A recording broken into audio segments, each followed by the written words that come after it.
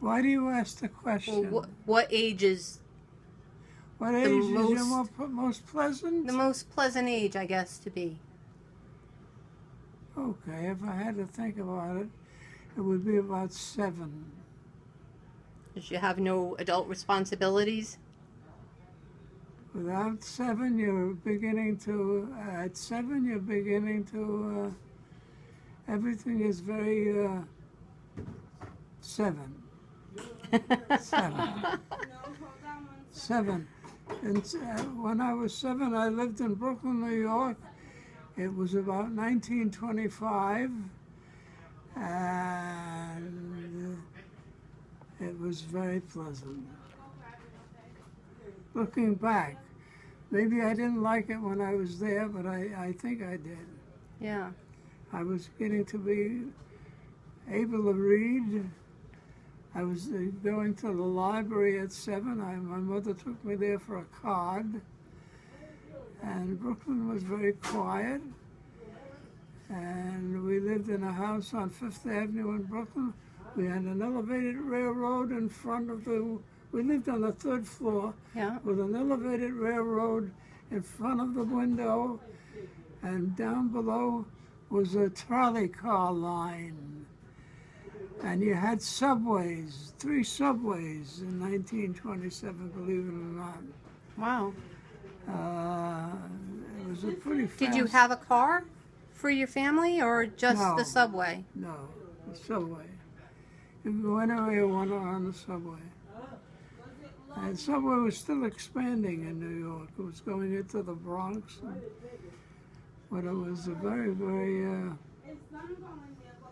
Did you have a lot of brothers and sisters? I had, yes, I did. Yes, I did. There were a lot of kids in the household? There were a lot of kids on the street. Oh. There were a lot of kids everywhere, and kids played on the street in Brooklyn in 1925. There was no other, the kids were all over the city. Yeah. Today there are no kids on the street. Yeah, you never see a kid, do you? On the street? Not too often. Playing ball or anything. Yeah. All kinds of games going on the street. We used to play Ring-a-Levio and... So there wasn't much traffic in the street then? No, there wasn't any traffic. There were no cars in the street. Wow. So if you needed food, you had to go out on the subway and was there a market or? Oh, you walked. Just walked, like, so Just you walked. got it pretty often then? You go to the delicatessen. We used to go to the delicatessen to buy things and come in and eat it. We didn't eat much. Everybody was very skinny then. Did your mom work? Did what? What did your parents do for work? Did your mom work or was she at home? This was Depression Day, I think. 25 was the Depression Day. Maybe it was earlier than the Depression. There was very, very little work in New York City, or Brooklyn in those days. Were your parents at home? Were your parents at home? My mother couldn't work because my father worked for the American Can Company. And when he married, my mother worked there too. But when they married, the wife had to go home. The wife couldn't work if she was married in those days. Yeah.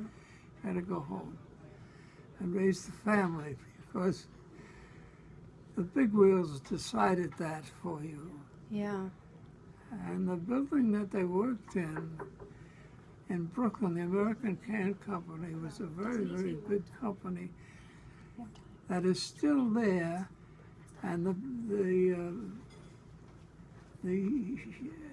Brooklyn pro basketball team has its business in that same building, which is a beautiful building. I worked there too, and at a time much later, before I came to Providence. And the building is still alive, and Wow. And that's What brought you to Providence? Marriage. Oh. Huh. My wife, Marion.